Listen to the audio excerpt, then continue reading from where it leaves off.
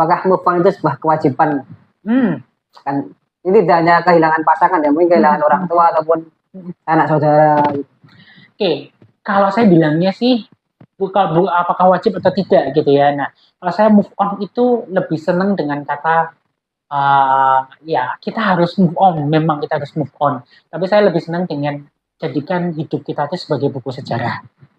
Buku sejarah itu adalah sesuatu yang kalau Mas Haris nih baca buku sejarah tentang penjajahan bla bla bla. Kita ingat momen itu ya. Kita ingat ada peristiwa itu. Tetapi emosi kita pun juga biasa aja ya. Kemudian kita tidak tenggelam dalam emosi itu, tidak tenggelam dalam peristiwa itu.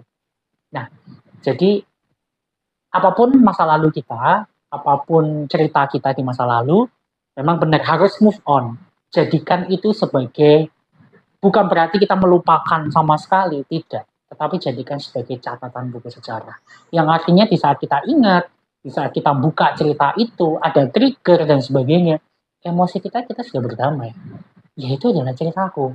Aku pernah nih menjadi orang yang seperti ini gitu ya. Aku pernah nih ngalamin jadi orang yang disepelekan misalkan atau jadi apalah gitu ya. Tetapi itu tidak membuat kita dendam, tidak membuat kita jadi marah. Karena itu adalah part of life yang menjadikan saya seperti ini. Nah itu, jadi saya lebih senang move on, betul, tapi jadikan itu sebagai cerita sejarah. Nah, artinya kayak kita buku sejarah itu loh. Simple ya. Ketika kita buku, ya sudah, oh ini toh, ya kita sambil ketawa aja, oh iya aku pernah diperlakukan seperti ini ya, gitu ya. Tapi kita nggak terpengaruh. Tapi bukan berarti kita melupakan juga. Kita ingat ada momen-momen yang terburuk, yang nggak menyenangkan. Kita ingat, tetapi emosi kita seperti buku sejarah. Itu move on, resilience, keterbangkitan.